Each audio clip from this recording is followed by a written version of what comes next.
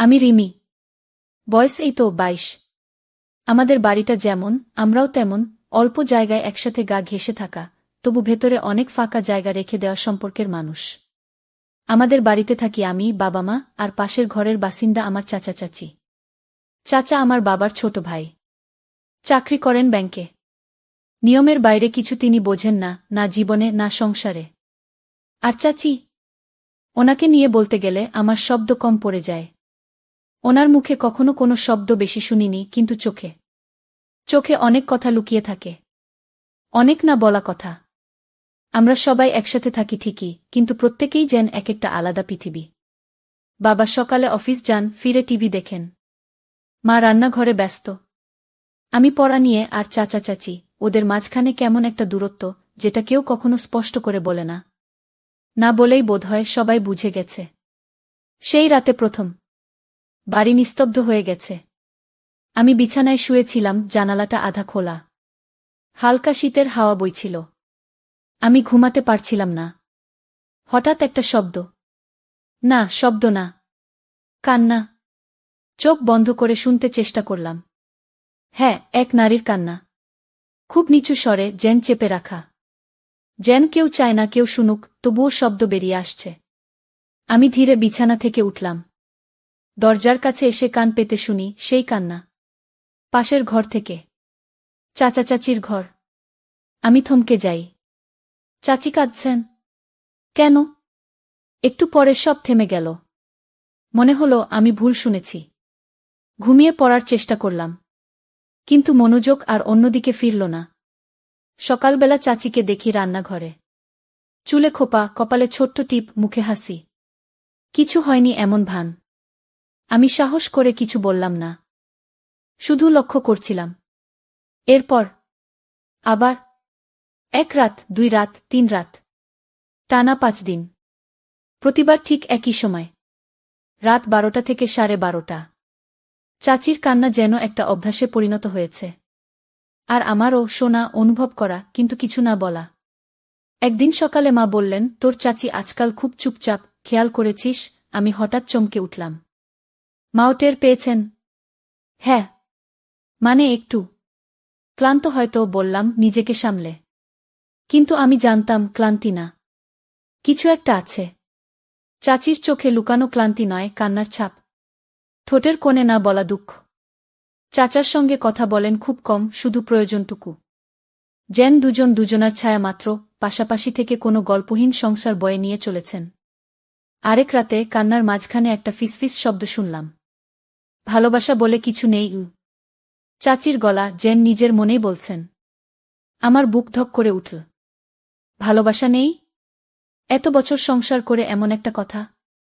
কি এমন হলো? আর তখন থেকেই আমি ঠিক করলাম, এই কান্নার মানে আমি খুঁজব। আমি জানি না গল্পটা আমাকে কোথায় নিয়ে যাবে, কিন্তু আমি এখন থামতে পারব না। আমি বলবে এই গল্প, আমার দেখা, আমার অনুভব করা এক চুপচাপ কান্নার রাতের গল্প। একটা পরিবারের ভেতরের ফাটল, যা শুধু নিস্তব্ধতা আর কান্নায় ধরা পড়ে। তখন থেকে আমার রাতগুলো বদলে গেছে। আগে রাত মানেই ছিল নীরবতা, ঘুম, স্বপ্ন। এখন রাত মানেই কান্না। চেপে রাখা কান্না। কারো বুক ফাটে না, মুখ ফোটে না, সেই কান্না। চাচি কাঁদেন। আমি শুনি। শুধু আমি না, আমি নিশ্চিত দেয়ালও শোনে। কিন্তু কেউ কিছু বলে না। আমার মাথায় শুধু ঘুরতে থাকে, চাচি কেন কাঁদেন? চাচা কি কিছু বলেন? নাকি বলেন না বলেই তো চাচি এমন করে নিজের ভিতরটাকে ভেঙে ফেলছেন? রাতের সেই কান্নার পরে পরের দিন সকালে আমি চাচিকে দেখি সেই আগের মতো। হাঁটছেন, ভাত রাঁধছেন, আমার জন্য লুচি ভাজছেন, চোখে মুখে কোনো দুঃখ নেই। তবে কেমন যেন একটা নিঃশেষ ভাব। চাচার সঙ্গে তার কথাবার্তা এখন আরও কম। মানে না থাকার মতোই। একদিন সন্ধ্যায় আমি বারান্দায় বসে বই পড়ছি, হঠাৎ দেখলাম চাচি বারান্দার এক কোণে দাঁড়িয়ে আছেন। তাকিয়ে আছেন দূরের আকাশের দিকে। চোখে একরাশ শূন্যতা। আমি ভাবলাম জিজ্ঞেস করি, চাচি আপনি কিছু বলতে চান? কিন্তু বলা হলো না। কারণ তখনই চাচা ফিরে এলেন অফিস থেকে। দরজায় পা রাখতেই চাচির চোখের দিকটা আমি দেখলাম, এক মুহূর্তে বদলে গেল। সেই শূন্যতা যেন এক গ্লাস ঠান্ডা জলের মতো জমে গেল মুখে। তবে সবচেয়ে আশ্চর্য বিষয় হল, চাচি চলে গেলেন আর চাচা দাঁড়িয়ে রইলেন। এক দৃষ্টিতে চাচির চলে যাওয়ার পথের দিকে তাকিয়ে কি যেন একটা বোঝা গেল না, কিন্তু অনুভব করা গেল। সেদিন রাতে আমি ঠিক করলাম আমি দেখব। আমি চুপচাপ উঠে গিয়ে দরজার পাশে দাঁড়িয়ে থাকলাম। দরজা পুরোপুরি লাগানো না, একটু ফাঁক ছিল। চাচা চাচির ঘর সোজা সামনে। আলো জ্বলে। আমি দেখছিলাম না, শুনছিলাম। আবার কান্না, কিন্তু এবার ভিন্ন রকমের। যেন একটু জোরে, একটু হাহাকার মেশানো। এবং এবার আমি শুনতে পেলাম চাচির গলা, তুমি কখনো আমার কথা ভাবো না, একটাও কথা বলো না, একবারও জিজ্ঞেস করো না আমি কেমন আছি। তুমি কিভাবে সবকিছু ভুলে যাও বলো তো? আমাকে কি একটুও ভালোবাসো না? আমি একদম জমে গেলাম। তারপর চাচার গলা শোনা গেল, খুব নিচু, খুব কঠিন কণ্ঠে, ফিরিয়ে দিতে পারি তুমি বলো? তুমি যদি চাও আজকেই আমি সব শেষ করে দিই। চাচির কান্না থেমে গেল। সুনসান। আমি দাঁড়িয়ে আছি, কিন্তু বুক ধকধক করছে। আমি তখনও জানি না সব শেষ করে দিই এই কথাটার মানে কি, কিন্তু একটা কথা বুঝে গেছি, এই ঘরের দেয়ালে যা আছে তা শুধু কান্না না, তার চেয়েও অনেক বেশি। এই ঘরে একটা অতীত লুকিয়ে আছে। আমি ভাবছিলাম হয়তো কেউ হারিয়ে গেছে, কেউ চলে গেছে, কিংবা কেউ ভুলে গেছে। আর আমি এখন গল্পের মাঝখানে দাঁড়িয়ে আছি। শুধু এক প্রশ্ন মাথায়, চাচি কেন কাঁদেন? এক সপ্তাহ পেরিয়ে গেল চাচি চলে যাওয়ার পর। আমার মনে হয়েছিল বাড়িতে একটা শূন্যতা, একটা অস্বস্তি বাসা বেঁধে গেছে। চাচা তো চুপ, আর আমি নিজেও কিছু বুঝে উঠতে পারছিলাম না। ঠিক কি ঘটেছিল, কেন ঘটেছিল, সে নিয়ে ভাবতে ভাবতে একদিন মা বললেন, চাচি আর চাচা এই বাড়িতে একসাথে থাকবেন না। চাচি চলে যাবেন। সবকিছু মিটে যাবে। আমি কিছু বললাম না, কিছু বলতে পারলাম না। আমার চোখের সামনে অনেক প্রশ্ন, কিন্তু সব কিছুতেই মিতবেই চুপ। একদিন সকালে মা এসে বললেন, চাচা আবার বিয়ে করবেন। দ্বিতীয়বার। বাড়িতে নতুন বউ আসবে কি, এটা শুনে আমি চমকে গেলাম। চাচা দ্বিতীয় বিয়ে করবেন? আমি বুঝতে পারছিলাম না কেন। চাচা তো আগে থেকেই এত নিঃশব্দ, আরও একটি বউয়ের দরকার কি? যাই হোক, কিছুদিন পর একদিন বাড়িতে চাচা নতুন বউ নিয়ে আসলেন। এবার চাচি, নতুন চাচি। এই চাচিও প্রথমটায় সবার মতো হাসি মুখে আমাদের সঙ্গে পরিচিত হলেন। তার নাম সুমি। শখসুযোগেও অন্যরা যেমন মিষ্টি হাসি দিয়ে মেলামেশা করেন, সুমিও সেভাবেই আচরণ করলেন। তবে প্রথম থেকেই তার চোখে কিছু একটা ছিল, একটা কিছু বলা না বলা ছিল, যা আমি ঠিক বুঝতে পারছিলাম না। চাচার দ্বিতীয় বিয়ে নিয়ে একটা অদ্ভুত চাপ যেন সবাই মাথায় চাপিয়ে চলছিল। বাড়ির সবাই শান্ত ছিল, তবে কিছুটা ভার ছিল মেজাজে। তারপর সেই রাতটা এল। আমার রাতে ঘুম আসছিল না। জানালাটা খুলেছিল, একটু ঠান্ডা বাতাস ভিতরে ঢুকছিল। আমি বিছানায় শুয়েছিলাম, হঠাৎ আবার সেই পুরনো কান্নার শব্দ। এবার চাচি, নতুন চাচি, সুমি। একটু থেমে আবার শুরু হলো, এটা কি আবার কাকতালীয়? কেন কেন তিনি কাঁদছেন? আমি তাড়াতাড়ি উঠে দরজার দিকে এগিয়ে গেলাম। মাটির দেয়াল দিয়ে চুপিসারে দরজার ফাঁক দিয়ে শুনছিলাম। সুমির কান্নার শব্দ স্পষ্ট হয়ে উঠল, এটা তো আগের মতোই। চুপচাপ, চাপা গলায়। কিন্তু কিছু শব্দ শোনা যাচ্ছিল, আমি আর পারব না। আমি যদি একবারও সত্যটা জানতাম। আমি স্তম্ভিত হয়ে গেলাম। সত্যটা জানতাম, কি বলতে চাচ্ছেন তিনি? এই কান্নার পেছনে কি কারণ আছে? বাকি রাতটা আমার ঘুম এল না। মনে হচ্ছিল যেন কোনো গা রহস্য আমাদের ঘরটিকে ঘিরে রেখেছে। আমি সুমির কথা ভাবছিলাম, আর ভাবছিলাম আগের চাচিও ঠিক এমনই কান্না করতেন কিনা। পরদিন সকালে আমি কিছু সাহস করে চাচি সুমিকে ডাকলাম। চাচি, আপনি কি ঠিক আছেন? সুমি হঠাৎ তাকালেন, একটা অদ্ভুত হাসি দিলেন। হ্যাঁ, সব ঠিক আছে। কিন্তু তখনই আমি লক্ষ্য করলাম তার চোখের কোণে কিছু অবশিষ্ট ছিল, এক ধরনের তিক্ততা, কষ্ট, এবং কিছু না বলা কথা। আপনি কিছু বলতে চান? এটা জানতে আমি ভেবেছিলাম সুমি কিছু বলবে না, কিন্তু মৃদু হেসে বললেন, না রিমি, কিছু না। তুমি ভাবো না। এরপরই তিনি চলে গেলেন। কিন্তু আমি বুঝতে পারছিলাম এটা শেষ কথা নয়। সুমিও সেই কান্নার অন্ধকারে ঢেকে আছেন, যেটি এখনো পরিষ্কার হয়নি। তবে কি আছে? কেন এই কান্না? আরও বড় রহস্য অপেক্ষা করছে নাকি? এবার আমি জানি। এই কান্নার ইতিহাসের মধ্যে কিছু আছে, এটা অনেক গভীর, অনেক পুরনো কিছু। আর আমি সেই ইতিহাস জানার জন্য আরও গভীরে যাব। আমি জানি এই বাড়ির দেয়ালে, এই মানুষগুলোর ভিতরে আরও কিছু লুকিয়ে আছে, যা শুধু কান্নার শব্দ দিয়ে বোঝা যায় না। আমি ভাবছিলাম সেই রাতে আমি কি শুনেছিলাম, চাচি সুমির কান্নার মধ্যে ছিল এক অদ্ভুত তিক্ততা, আর তার সঙ্গে একটা দুঃখের মিশ্রণ। তবে পরদিন সুমি যেন আগের মতোই সব কিছুতে হাসছিলেন, সবার সঙ্গে ঠিক যেমন আগের দিন আচরণ করছিলেন, কিন্তু আমি জানি কিছু একটা ঘটেছে। কিছু একটা ঠিক থাকছে না। তিনি এই বাড়ির পরিবেশে মানিয়ে নিতে পারছেন না। তবুও কোনো পরিবর্তন, কোনো কথা সরাসরি ছিল না। তবে সেই রাতের পর তার মধ্যে একটা আলাদা গুমোট ভাব ফুটে উঠেছিল। চাচা অফিসে চলে যাওয়ার পর সুমি আমাকে ডেকে বললেন, রিমি, একটু বসো। আমার মন একটু শঙ্কিত হয়ে গেল। কি বলবেন তিনি? আমি কাছে গিয়ে বললাম, হ্যাঁ চাচি, কিছু বলবেন? চাচি কিছুক্ষণ চুপ করে থেকে গা গলায় বললেন, আমি আর থাকতে পারব না এখানে। আমি চমকে গেলাম। কেন চাচি? কি হয়েছে? তবে সুমি কিছুটা কাঁপানো গলায় বললেন, আমি আর চাচাকে সহ্য করতে পারব না। এত কিছু সহ্য করেছি, কিন্তু আমার মানসিকতা ধীরে ধীরে ভেঙে পড়ছে। তার আচরণ, তার নির্লিপ্ততা, সবকিছু। আমি চুপচাপ থাকতে পারি না। আমি যদি থাকতে থাকি, তাহলে আমি নিজেকে হারিয়ে ফেলব। কথাগুলো আমার মনের মধ্যে একরাশ প্রশ্ন তৈরি করল। কিন্তু চাচা তো আপনার স্বামী। আপনি কি তার সঙ্গে কথা বলেননি? কথা বলেছি। তবে সে কান্নার প্রতিটা মুহূর্ত শুধু বাড়িয়ে দেয়। আর তুমি জানো রিমি, তিনি আমাকে একটুও ভালোবাসেন না। আর ওষুধ খেয়ে তখনই আমি জানলাম। সুমি শুধু কান্না বা দুঃখের কথা বলছেন না, তার মধ্যে অনেক কিছু লুকানো ছিল। চাচার অবজ্ঞা, চুপচাপ থাকা, কোনো অনুভূতি না থাকা, এগুলো মনের মধ্যে চাপ হয়ে গেছে। সুমি নিজেকে হারিয়ে ফেলছেন। তাহলে আপনি কি করবেন? আমি মনে মনে চিন্তা করছিলাম, কিন্তু সুমি খুব শান্তভাবে বললেন, আমি চলে যাব। এই বাড়ি ছেড়ে চলে যাব। আর কোনোদিন ফিরব না গিয়ে। তখনই আমার মনে হলো এটাই শেষ। চাচি চলে যাবেন, এটা যেন ঠিক এমন কোনো এক মুহূর্ত যেখানে কেউ আর কিছুই করতে পারে না। সুমি চোখে জল রেখে বললেন, আমি এখন সিদ্ধান্ত নিয়েছি। আমি নিজেকে ভালোবাসতে চাই। আমি আর ওর মধ্যে আটকে থাকতে পারব না। সুতরাং আমি চলে যাব। এরপর সুমি চলে গেলেন তার ঘরে। আমি দাঁড়িয়ে থাকলাম, কিছুই বুঝতে পারছিলাম না। মনটা ভীষণ ভারী হয়ে গিয়েছিল।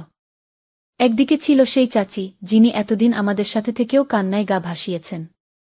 আর অন্যদিকে সেই মানুষটা, যিনি এবার সিদ্ধান্ত নিয়ে ফেলেছেন যে তার সুখের জন্য তিনি এই ঘর ছেড়ে যাবেন। আমি জানি না সুমি কিভাবে তার এই কঠিন সিদ্ধান্ত গ্রহণ করেছেন। তবে একটা ব্যাপার পরিষ্কার, চাচা নিজের আচরণের জন্য এমন একটা সীমা অতিক্রম করেছেন, যেখানে সুমি নিজেকে আর সঙ্গ দেওয়ার শক্তি পাননি। ওই রাতে সুমি ঘুমাতে যাননি। আমি জানি কষ্টটা তার ভেতর খুব গভীরে ঢুকেছে। তিনি নিজে থেকে নিজের একান্ত সিদ্ধান্ত নিয়েছেন। এটাই ছিল তার নিজেকে খুঁজে পাওয়ার একমাত্র উপায়। এবং আমি জানি এটা খুব বড় একটা সিদ্ধান্ত ছিল। একটি সিদ্ধান্ত যা চাচা বা আমাদের কেউ বুঝতে পারবে না। চাচি সুমি চলে যাওয়ার পর বাড়ির পরিবেশ পুরোপুরি বদলে গেল। সেই অস্বস্তি, সেই গুমোট, সবকিছু যেন সবার মাঝে ছিল। চাচা আগের মতোই কিছুটা চুপচাপ। তবে তার মধ্যে একটা অন্যরকম চাপ ছিল। সুমি চলে যাওয়ার পর চাচা যেন খুঁজে পাচ্ছিলেন না নিজেকে। মা একদিন আমাকে বললেন, চাচা আবার মেয়ে খুঁজছে। আমি শুনে অবাক হলাম। কেন? চাচি তো আর নেই। মা বললেন, হ্যাঁ, আর কি? সে তো একদম শূন্য হয়ে গেছে। মানুষজন তাকে মেয়ে দিতে চায় না, কারণ সবাই তাকে ভয় পাচ্ছে। চাচার যে কি কষ্ট, সেটা আমি ঠিক বুঝতে পারছিলাম না। তবে তার আচরণ এবং সিদ্ধান্ত দেখে মনে হচ্ছিল চাচা এই শূন্যতাকে পূর্ণ করতে চান।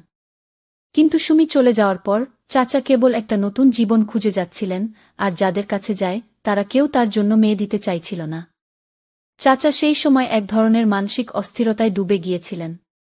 বাড়িতে অনেকেই বলেছিল, চাচা তো কেবল বিয়ে করতে চান, কিন্তু একটা দায়িত্ব নেওয়ার মতো মানসিকতা নেই। আসলেই চাচার মধ্যে একটা গভীর শূন্যতা ছিল, তবে তিনি জানতেন না কিভাবে সেটা পূর্ণ করবেন। কিভাবে একটা সম্পর্ক তৈরি করবেন। সুমি চলে যাওয়ার পর তার অবস্থা এমন হয়ে উঠল যে তিনি জানতেন না জীবনটা কোথায় নিয়ে যাবে। তবে একদিন আমি বাড়ির বারান্দায় দাঁড়িয়েছিলাম, হঠাৎ চাচা পাশ দিয়ে হাঁটছেন। আমি সেদিকে তাকিয়ে ভাবলাম, চাচার সেই অভ্যন্তরীণ অস্থিরতা কিভাবে প্রকাশ পাচ্ছে। একটা দিন সন্ধ্যায় চাচা এসে মার কাছে বললেন, দিদিমা, আমি এবার আবার বিয়ে করব। মা একটু বিরক্ত হয়ে বললেন, তুমি তো সুমিকে হারালেই শান্ত ছিলে, এখন আবার কেন? তোমার কি কিছু শেখা হয়নি? চাচা মাথা নিচু করে বললেন, তোমরা সবাই তো বলেছিলে বিয়ে ছাড়া কিছু হবে না।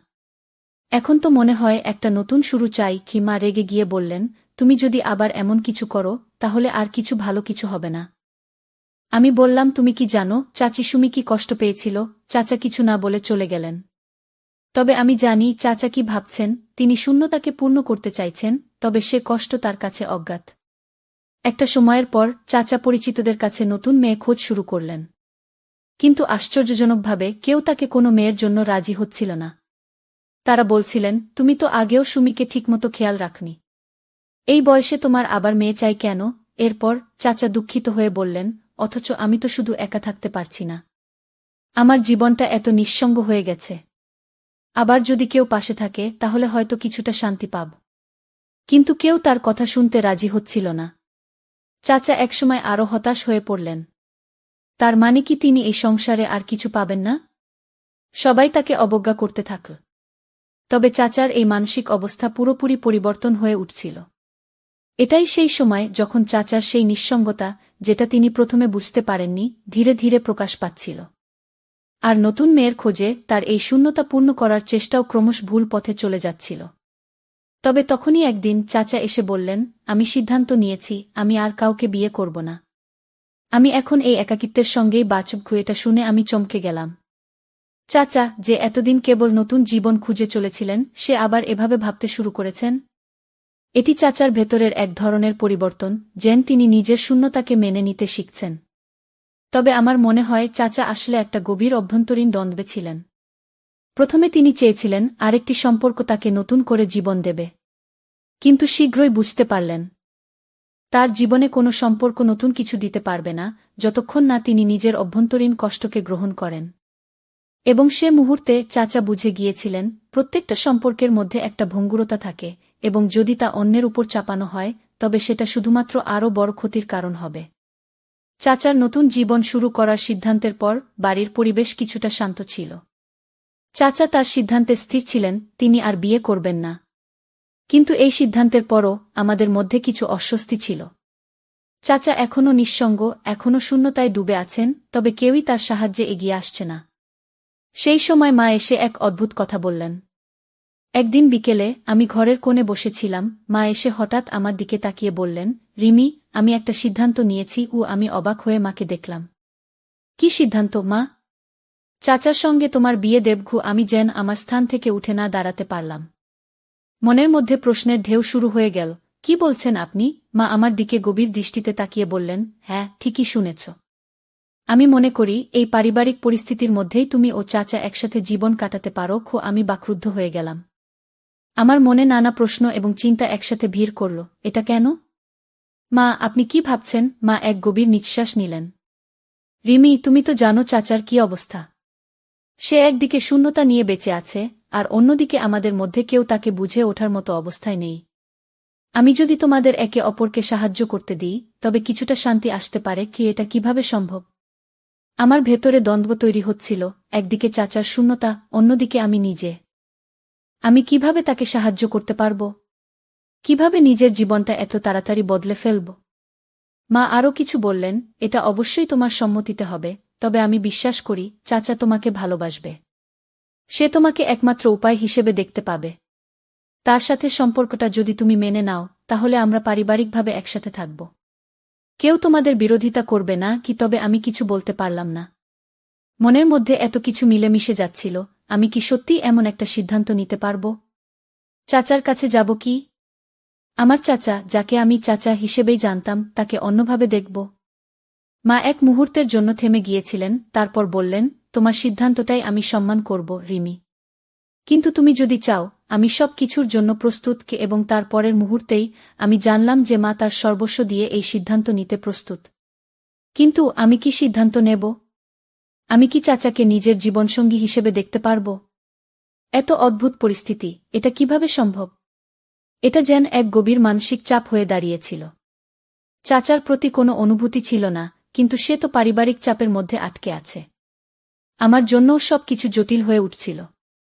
আমি কিভাবে বুঝব কি করতে হবে? এই মুহূর্তে সবকিছু এলোমেলো হয়ে গেছে। পরদিন চাচা চাচির সিদ্ধান্ত নিয়ে একবার আমাকে ডাকলেন। রিমি, তুমি কি সিদ্ধান্ত নেবে? আমি আর তো কিছু চাই না, আমি শুধু তোমার পাশে থাকতে চাই।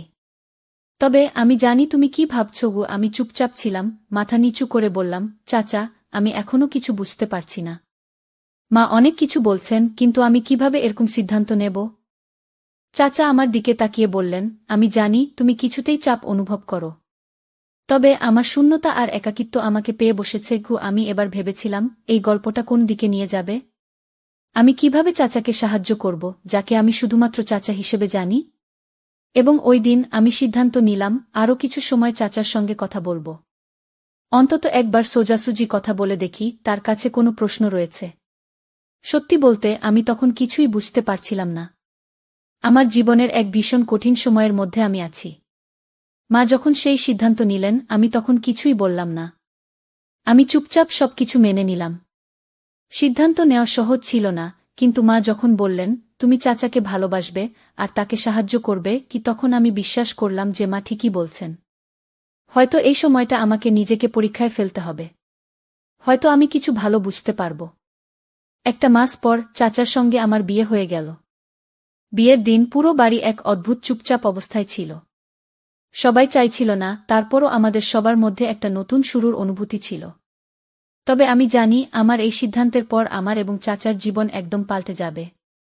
চাচা সেই দিনও কেমন অদ্ভুতভাবে গম্ভীর ছিলেন। তার মুখে কোনো উচ্ছ্বাস ছিল না, কিন্তু তারপরও তাকে দেখছিলাম, সে আমাকে স্বাভাবিকভাবে সমর্থন করছে। ঠিক যেন কোনো অদৃশ্য বোঝাপড়া তৈরি হচ্ছিল আমাদের মধ্যে। চাচা এবং আমি এখন এক নতুন জীবন শুরু করেছি। প্রথম দিকে অবশ্যই একাকিত্ব অনুভূত হচ্ছিল। আমি জানি আমরা দুজনেই একটা অদ্ভুত পরিস্থিতিতে আছি, কিন্তু সময় তো এমন, সবকিছুই মানিয়ে নিতে হয়। তবে সময়ের সাথে সাথে আমি জানলাম চাচা আসলে এক অসাধারণ মানুষ। শুরুতে আমি ভেবেছিলাম সে তো শুধু একজন পরিপক্ব ব্যক্তি যে আমাকে শুধু সহ্য করছে। কিন্তু আসলে চাচা একদম আলাদা মানুষ। এত শান্ত, এত পরিপূর্ণ। তার প্রতি শ্রদ্ধা ও ভালোবাসা জন্মাল আমার মধ্যে। যে কেউ যদি তাকে একটু মন দিয়ে দেখত, বুঝতে পারত তিনি কতটা ভালো একজন মানুষ। এটা যখন প্রথম উপলব্ধি করলাম, আমি মনে মনে আফসোস করলাম, কেন এতদিন আমি চাচাকে এভাবে দেখিনি? কেন এতদিন আমি তার সত্যিকারের চরিত্রকে অনুভব করতে পারিনি? আসলে চাচার জন্য চাচি সুমি চলে যাওয়ার পর কিছুটা অপ্রতিরোধ্য একাকিত্ব তৈরি হয়েছিল, যার কারণে চাচা অন্যদের কাছে শরণাপন্ন হয়ে গিয়েছিলেন। কিন্তু চাচা কখনো কাউকে বলত না তার মনের অবস্থা কি। সে নিজের কষ্টের কথা কাউকে বলত না। এখন চাচার পাশে এসে বসে আমি বুঝতে পারলাম, তার ভালোবাসা নিঃস্বার্থ, তার শ্রদ্ধা অকৃত্রিম।